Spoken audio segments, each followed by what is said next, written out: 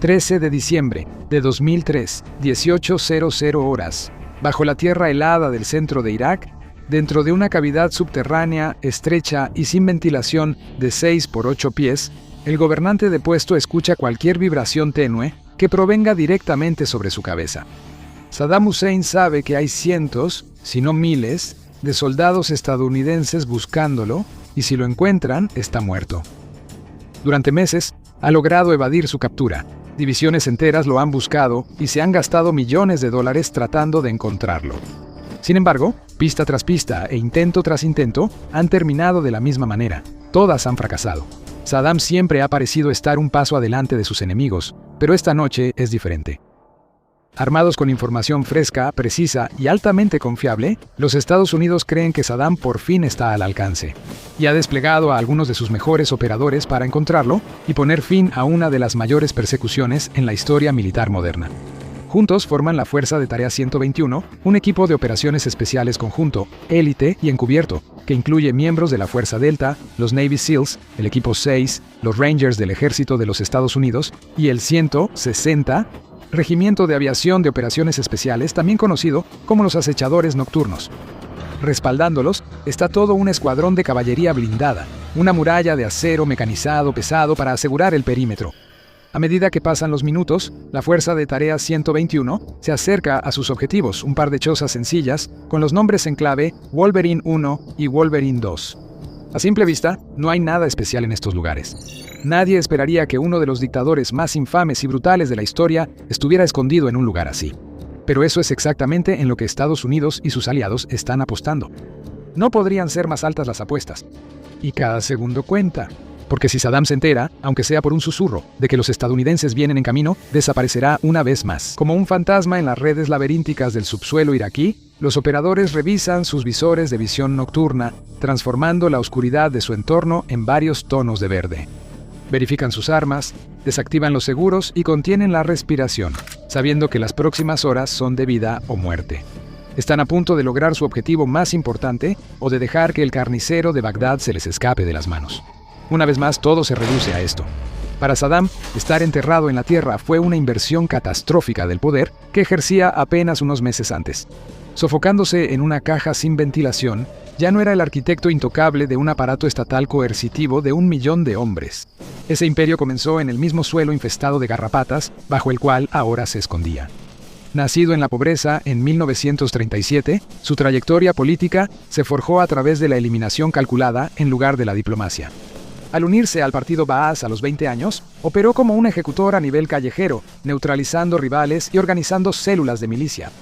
Para 1968, él era la fuerza táctica detrás del golpe que tomó el control del gobierno iraquí, pasando la siguiente década centralizando silenciosamente la autoridad militar y eliminando amenazas internas, asumiendo el control total de Irak. En 1979, estableció una dictadura totalitaria, un régimen construido sobre una base de miedo, paranoia y violencia.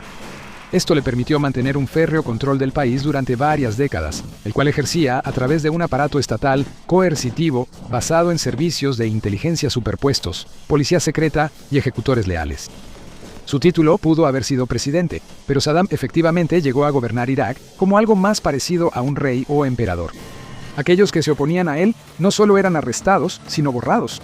Sus seres queridos también sufrían a menudo, siendo asesinados en silencio y sus cuerpos arrojados sin piedad en tumbas sin nombre.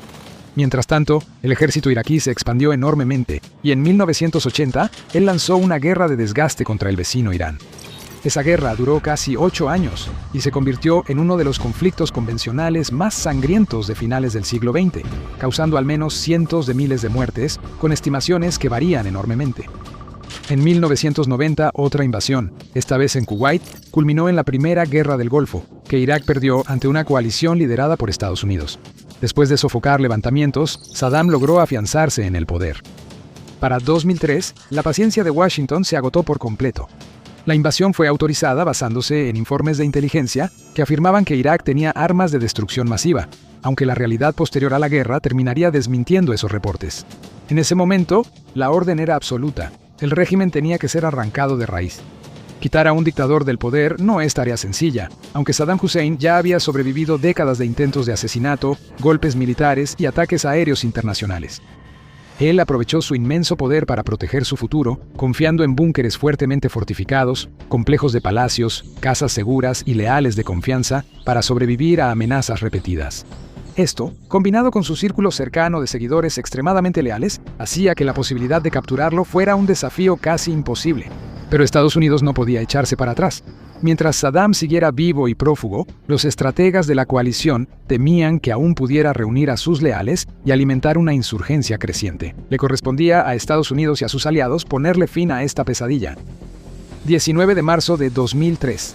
El presidente de Estados Unidos, George W. Bush, da luz verde a la Operación Libertad iraquí, y su homólogo iraquí, Saddam Hussein, se prepara para enfrentar algo que nunca había enfrentado antes: una invasión a gran escala de su país por el ejército más poderoso del planeta. Para Estados Unidos y sus aliados, los objetivos son claros. Deben derrocar al gobierno de Saddam, identificar y eliminar cualquier arma de destrucción masiva iraquí, encontrar y expulsar a los terroristas del país y liberar al pueblo de Irak del régimen asesino de su país, para que pudieran, al fin, transitar hacia algo más seguro, brillante y mejor para todos ellos. Esto no podía ser una campaña lenta ni una guerra de desgaste gradual. Tenía que ser rápida, explosiva e impactante, y Estados Unidos decidió marcar el tono desde los primeros momentos con una campaña bombástica de conmoción y pavor, diseñada para paralizar efectivamente la infraestructura de mando y control de Irak en las primeras horas del conflicto. Mientras más rápido quedara cegado y ensordecido el ejército de Saddam, mejor, porque eso haría mucho más difícil para el enemigo organizar cualquier tipo de defensa seria o contraataque. Para lograrlo, la coalición no podía permitirse quedar atascada en largas batallas en el sur o el oeste de Irak. Necesitaban penetrar profundamente en el país, golpeando directamente en el corazón de la esfera de poder del régimen, la capital iraquí, Bagdad. Y eso es exactamente lo que hicieron. Al recibir información de que Saddam en persona estaba visitando un complejo en la comunidad agrícola de Dora, en el sur de Bagdad, las fuerzas estadounidenses prepararon sus primeros ataques. Poco antes de las 5:00 am hora local, dos cazas furtivos F-117 Nighthawk del 8º Escuadrón Expedicionario de Caza entraron en el espacio aéreo iraquí, dirigiéndose directamente hacia Bagdad, confiando en su velocidad y tecnología furtiva para evadir las defensas aéreas del país. Al llegar a la zona de Dora, los Nighthawk soltaron su carga, un conjunto de 4 bombas rompebúnkeres GDU-27 guiadas por satélite de 2.000 libras que se dirigieron directamente al complejo iraquí. Al mismo tiempo, numerosos barcos y submarinos estadounidenses estacionados en el Mar Rojo y el Golfo Pérsico, incluyendo el crucero clase Ticonderoga, USS Calpens, los destructores clase Arleigh Burke, USS Donald Cook y USS Porter, lanzaron casi 40 misiles Tomahawk de largo alcance a sitios clave en todo el país. Una de las bombas falló su objetivo, pero las otras 3 impactaron con éxito, dañando el edificio principal y destruyendo todas las estructuras a su alrededor.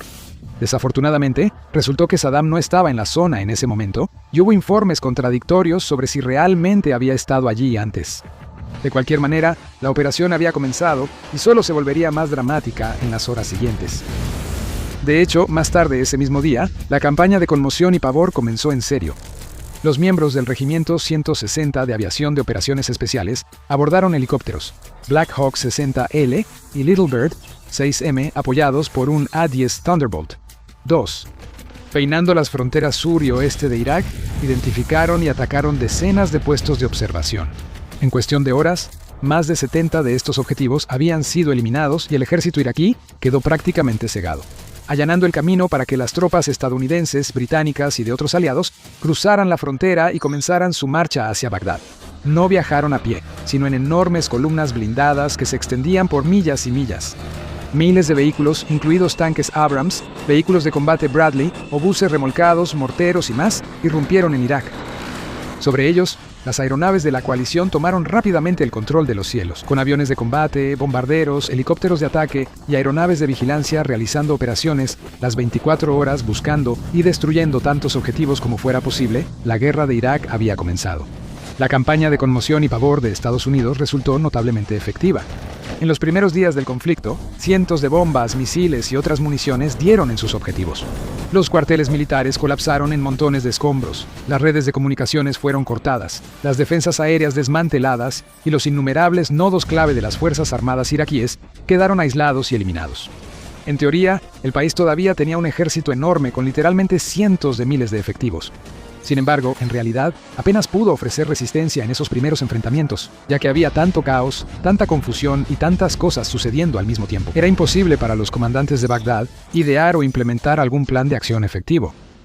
Porque la guerra moderna no se trata solo de la cantidad de tanques que tienes o la cantidad de defensas aéreas que instalas. También depende mucho de la logística, y las fuerzas de la coalición estaban literalmente destruyendo esa logística, anulando gran parte de la fuerza de Irak en el proceso. Mientras tanto, mientras los medios aéreos despejaban el camino delante de ellos, las fuerzas estadounidenses avanzaban con una velocidad y eficiencia implacables. No querían perder tiempo limpiando sistemáticamente cada pueblo y ciudad en el camino. Así que, en su lugar, rodearon la mayoría de los principales centros de población, dejándolos atrás para que las unidades secundarias se encargaran de ellos. Mientras se dirigían directamente a Bagdad, su viaje no estuvo exento de desafíos. Por supuesto, se enfrentaron a cierta resistencia en el camino, proveniente de formaciones del ejército iraquí, las propias unidades de la Guardia Republicana de Saddam y varias fuerzas paramilitares también. Algunos de ellos lucharon ferozmente y murieron por la causa en la que creían. Otros simplemente ondearon la bandera blanca, reconociendo que tenían pocas posibilidades contra la fuerza inigualable de la maquinaria militar estadounidense. Las tropas estadounidenses también tuvieron que lidiar con las condiciones a menudo difíciles e impredecibles del lugar en el que estaban combatiendo. Las tormentas de polvo causaban caos, por ejemplo, con convoyes que se separaban y vehículos que tenían dificultades para encontrar su camino. Las líneas de suministro también tenían que extenderse cada vez más a medida que las fuerzas avanzaban, creando problemas logísticos que amenazaban con interrumpir toda la operación.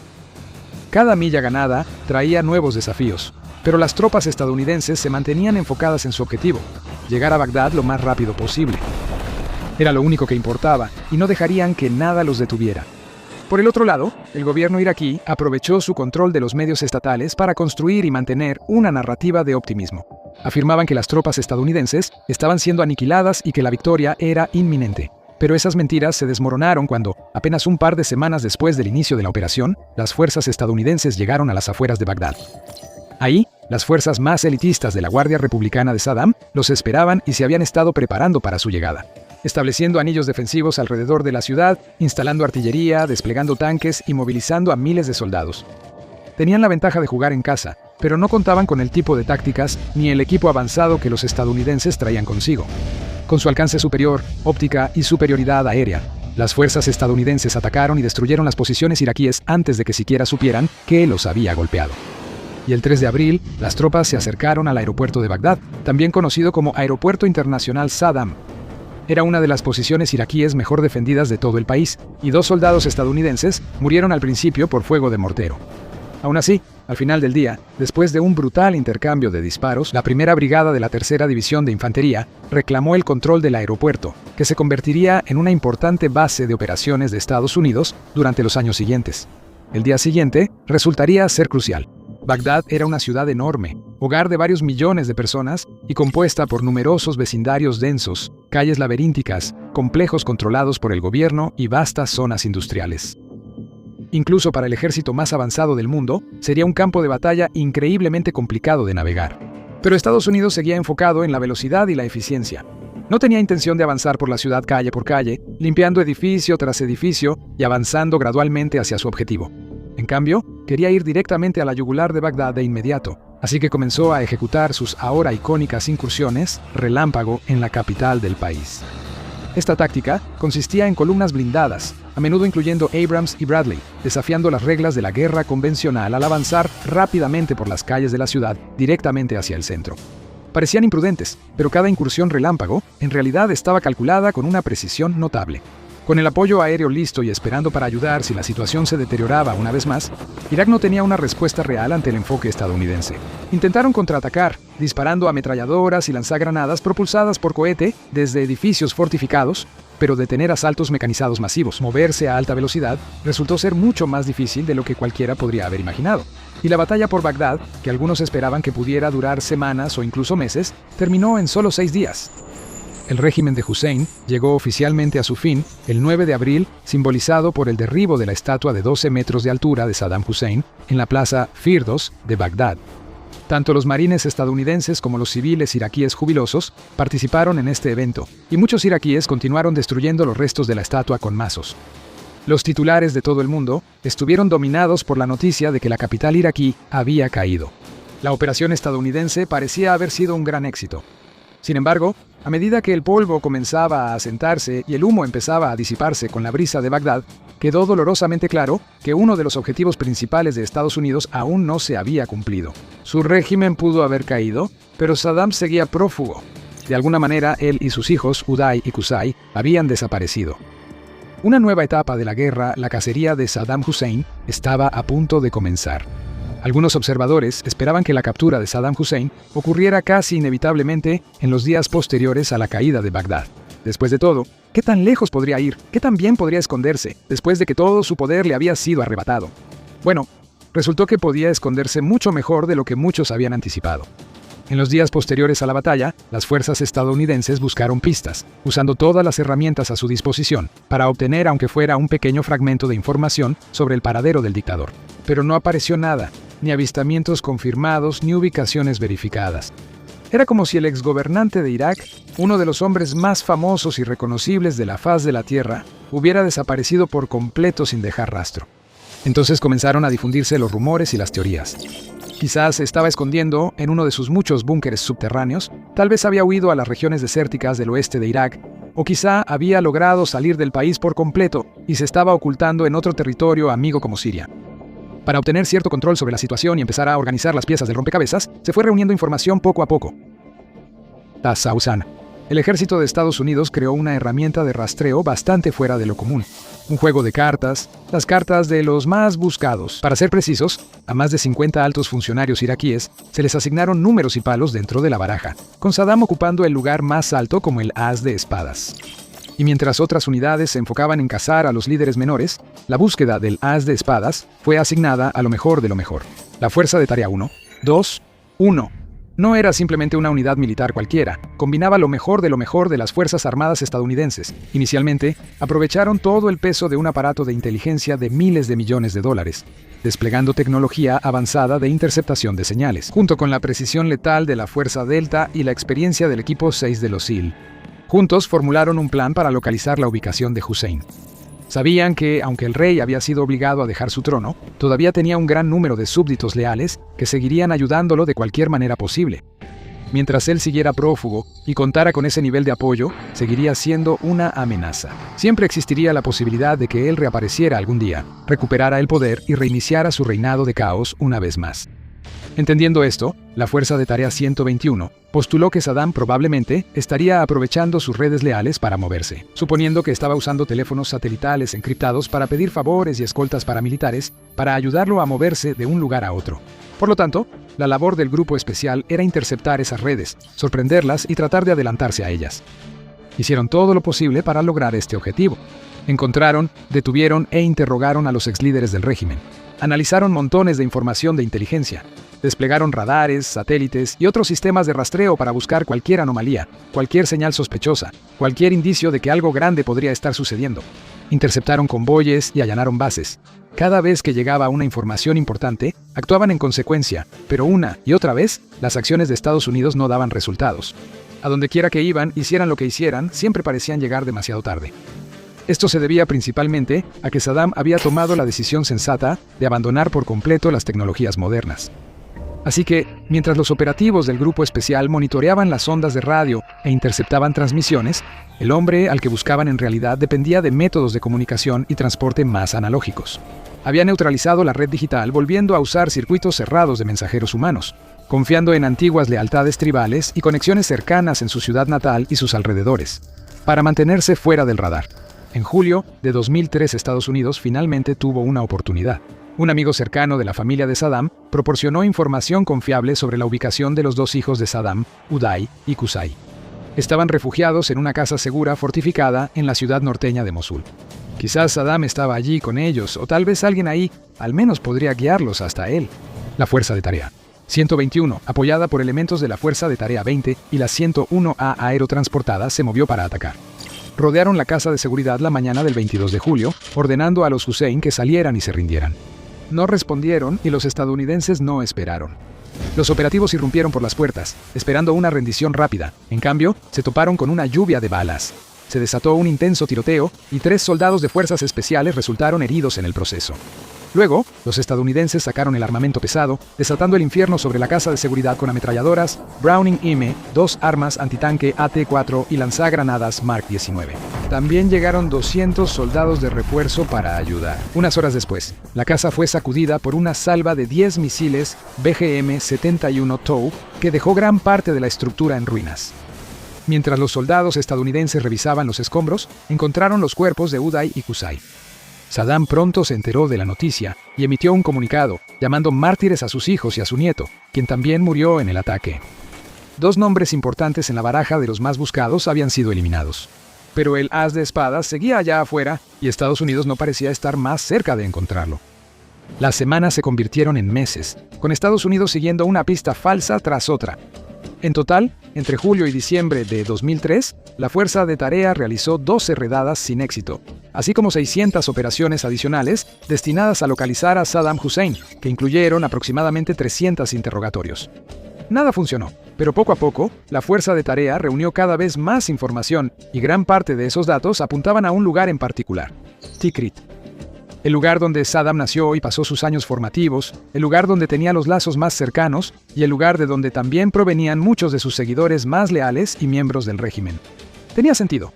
Como un animal herido, Saddam aparentemente se había retirado al único lugar donde se sentía más seguro, confiando en las personas en las que más confiaba para protegerlo. Pero Estados Unidos se estaba acercando. Al darse cuenta de que el expresidente probablemente estaba en la región de Tikrit, la Fuerza de Tarea 121 comenzó a cerrar el cerco, enfocando su búsqueda en esa área en particular. Comenzaron una operación de vigilancia seria, rastreando los movimientos de cualquier persona que pudiera tener una conexión con el dictador derrocado. Finalmente, se enfocaron en el círculo íntimo de Saddam, el linaje al-Musli.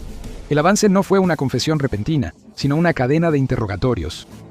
Un detenido llamado Basim Latif señaló a los investigadores hacia otro lealista, hasta que finalmente se enfocaron en Muhammad Ibrahim Omar al-Musli, también conocido por la Fuerza de Tarea 121. Con los alias El Gordo y La Fuente, Omar era uno de los familiares y guardaespaldas de Saddam, además de un confidente cercano. Si Estados Unidos podía encontrarlo, finalmente podría terminar esta búsqueda que parecía interminable. La Fuerza de Tarea 121 lanzó una redada relámpago en una casa de seguridad en Bagdad donde Omar se estaba escondiendo. Los operativos estadounidenses se movieron tan rápido que él no tuvo tiempo de huir ni oportunidad de reaccionar. Fue llevado rápidamente a una instalación segura de interrogatorio, donde fue cuestionado. Según se informa, Omar se resistió y ni siquiera se sintió tentado por la recompensa de varios millones de dólares ofrecida por cualquier información que llevara a la captura de Saddam. Pero al final, él cedió a la mañana siguiente. De hecho, le dijo a Estados Unidos exactamente lo que quería saber, no solo una idea general de dónde podría estar Saddam, sino la ubicación exacta de dónde se estaba escondiendo en ese mismo momento. Una granja polvorienta y desolada cerca de Al-Daur. El tiempo ya corría, la información era reciente y parecía confiable, pero con un objetivo tan paranoico como Saddam, Estados Unidos tenía que actuar rápido. Si el dictador tenía alguna sospecha, o si alguien más lograba alertarlo de que Omar había sido capturado, podía huir del área en un abrir y cerrar de ojos, desapareciendo una vez más en los vastos desiertos iraquíes. Sin tiempo que perder, se reunió una enorme fuerza de ataque, con 600 soldados enviados al área indicada por Omar. En la noche del 13 de diciembre de 2003, cuando la fuerza de asalto se acercaba a Al-Daur, había 2 estructuras que habían sido identificadas como de particular importancia, con los nombres en clave Wolverine 1 y Wolverine 2 respectivamente. Una referencia a la película de 1984 Red Dawn, que también fue elegida como el nombre de la operación en sí. Se cree que Saddam se esconde en una de estas 2 ubicaciones, y Estados Unidos no tiene intención de dejarlo escapar. Ha reunido todos los recursos necesarios para una captura completa, con refuerzos y apoyos listos para entrar en acción si algo sale mal. Se establece un perímetro para que, incluso si Saddam intenta huir en vehículo, no tenga escapatoria. Inevitablemente se topará con un muro de acero estadounidense. De una u otra manera, este es el momento al que todo ha conducido. Con el perímetro asegurado, los operadores de élite de la Fuerza de Tarea avanzan para terminar el trabajo. Se mueven rápidamente, confiando en sus gafas de visión nocturna para navegar por la oscuridad con facilidad. Se acercan a Wolverine 1 y entran a la fuerza conteniendo la respiración, esperando ver al dictador acurrucado en una esquina. Pero no, el lugar está vacío. Un segundo equipo entra en Wolverine 2 y se encuentra con la misma decepción. Ambos lugares han sido revisados, ambos no han dado ningún resultado. Saddam sigue prófugo, pero Estados Unidos todavía tiene fuertes razones para creer que está en la zona. Tuvo muy poco tiempo para intentar escapar. Así que en lugar de retirarse, se le ordena al fuerza de tarea realizar una búsqueda más amplia, revisando cada edificio cercano, cada estructura, todo. Saddam tiene que estar ahí en algún lugar. Finalmente, algunos de los soldados se topan con otra choza sencilla que parece igual a todas las demás en la zona. Pero cuando uno de los soldados pateó un pedazo del piso, descubrió una diferencia notable. Una pequeña abertura cuadrada en el suelo, un escondite subterráneo, el lugar perfecto para que un dictador buscado y fugitivo se esconda. Pero antes de que el soldado pudiera siquiera comenzar su búsqueda, un par de manos emergieron del agujero de araña. Las manos de Saddam Hussein. Saddam no intentó huir ni pelear. Sabía que su tiempo huyendo había llegado a su fin, que el juego había terminado, y se entregó a sus enemigos. Cuando salió de su escondite, parecía casi irreconocible comparado con el dictador todopoderoso y conquistador que había sido alguna vez. Ya no estaban los trajes elegantes, los uniformes militares, ni el rostro perfectamente arreglado. En su lugar, estaba un individuo sucio y desaliñado. Su cabello era largo y salvaje, su barba había crecido y se había vuelto gris. Físicamente, era una sombra de lo que alguna vez fue, pero mentalmente, claramente, aún entendía exactamente quién había sido. Sus primeras palabras a sus captores fueron simples y claras. «Soy Saddam Hussein, soy el presidente de Irak y quiero negociar». La respuesta que recibió fue aún más concisa. «Saludos del presidente Bush». Al inspeccionar su escondite, los operadores descubrieron que era un búnker increíblemente estrecho, de apenas 2 metros de profundidad y lo suficientemente ancho como para que una sola persona pudiera acostarse. Estaba equipado con una simple ventilación y un extractor para evitar que Saddam se asfixiara. Pero estaba muy lejos de las lujosas propiedades palaciegas a las que estaba acostumbrado en los años anteriores. Los soldados también encontraron algunos suministros de comida adentro, junto con una gran cantidad de dinero en efectivo y algunas armas, que Hussein evidentemente decidió no usar. Fue rápidamente subido a un helicóptero y trasladado a un lugar seguro. La caza finalmente había terminado. El haz de espadas había sido encontrado. Un día después, el diplomático estadounidense Paul Bremer pronunció las palabras inmortales: «Damas y caballeros, lo tenemos». El ejército publicó imágenes y videos de la captura y el examen médico de Saddam. El que alguna vez fue un dictador temido, un hombre que parecía casi invencible en el apogeo de su poder, se veía más débil que nunca. Saddam fue retenido como prisionero de guerra de alto valor. Mientras tanto, el gobierno interino iraquí estableció un marco judicial especial para juzgarlo por los crímenes que había cometido contra su país. En 2005 comenzaron los procedimientos. Saddam se defendió lo mejor que pudo, respondiendo a los cargos en su contra con la misma bravuconería y confianza que definieron su tiempo en el poder. Pero nada de lo que pudiera decir podía contrarrestar la abrumadora evidencia en su contra. Y el 5 de noviembre de 2006 se dictó el veredicto inevitable. Saddam Hussein fue declarado culpable de crímenes contra la humanidad y condenado a muerte. El 30 de diciembre de 2006 se ejecutó la sentencia. Y un hombre que había aterrorizado no solo a una nación, no solo a una región, sino al mundo entero, finalmente fue llevado ante la justicia. Su ejecución marcó el final definitivo de una era en Medio Oriente, una era que había estado dominada por el miedo y la violencia.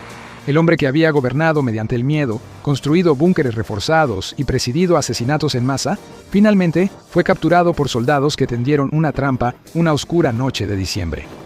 Para ver cómo la tecnología militar cambió por completo el equilibrio de poder en otro devastador conflicto moderno, haz clic en el video que aparece en tu pantalla ahora mismo y nos vemos en el próximo campo de batalla.